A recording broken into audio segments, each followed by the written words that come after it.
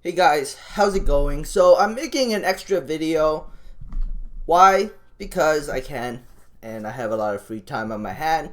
Anyways, in this video we are going to be talking about GameStop and how the PlayStation 5 and the new Xbox is going to make GameStop so much money. There's a video where GameStop second wave pre-orders for PlayStation 5 camp out. There are people camping out of GameStop to buy these PlayStation 5s and Xbox because they really want these. They really want them, and they're willing to pay ridiculous amount of money for the new PlayStation 5 and Xbox Series X. And GameStop is being extremely smart about it. They are basically, right now, if we look on the GameStop website, ooh, look, Oculus, they're also selling the new Oculus Quest 2 all-in-one VR. That's kind of cool.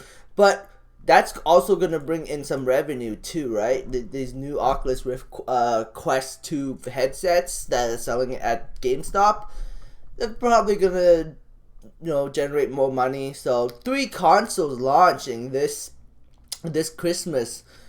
Big deal in my opinion. So what I mean about this, they're being very smart about it. They are selling bundles. They're selling extra controllers, 2 games, and a PlayStation Plus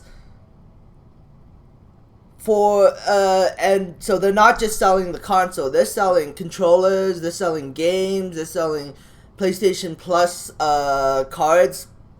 So they're going to generate a lot of revenue and a lot of profits this holiday season. And this holiday season, when they report earnings, their earnings are going to be fantastic from the new console launch.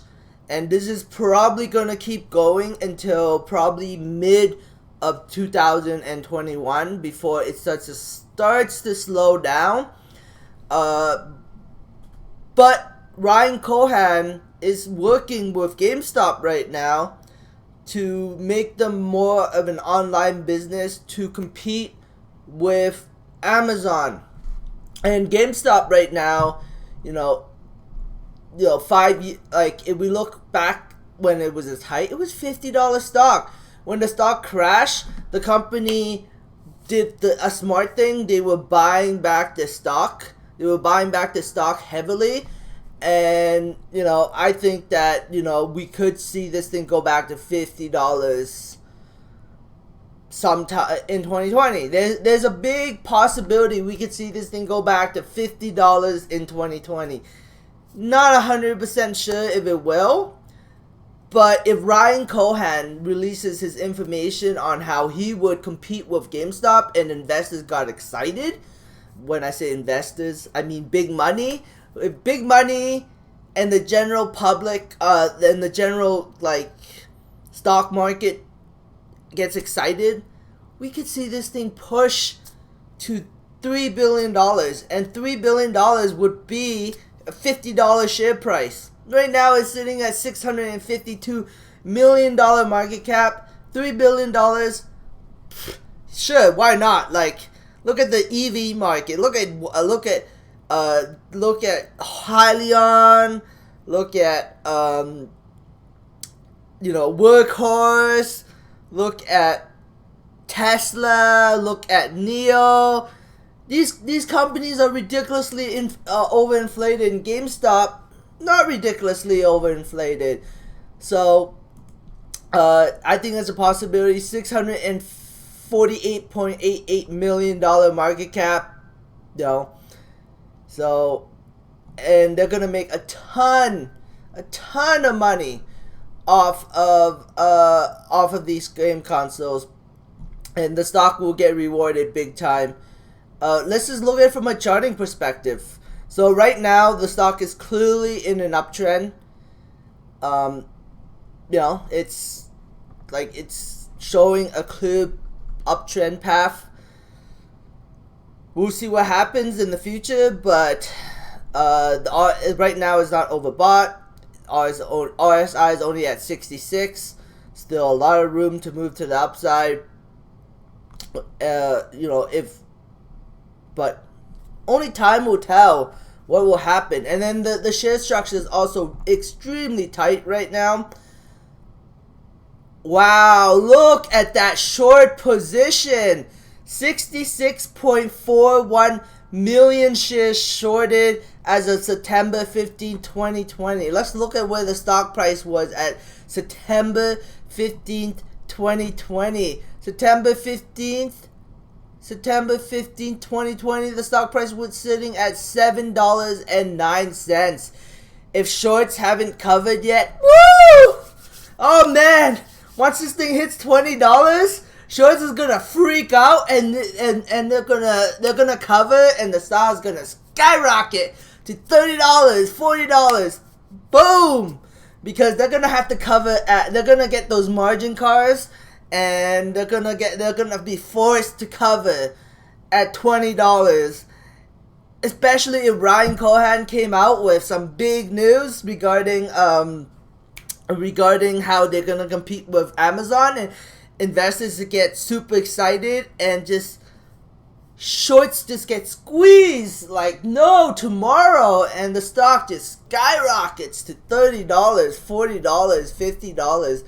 I'm really hoping that's the scenario.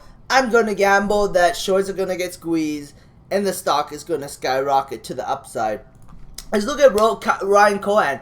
He has a net worth of $600 million. Feels like a Elon Musk moment. How Elon Musk sold PayPal for, I don't know how much, but then he left with about $400 or $500 million of cash, and then he started up Tesla. Now Ryan Cohen is basically doing the same thing with GameStop, except for he owns 10% of GameStop, while Elon Musk owns 20% of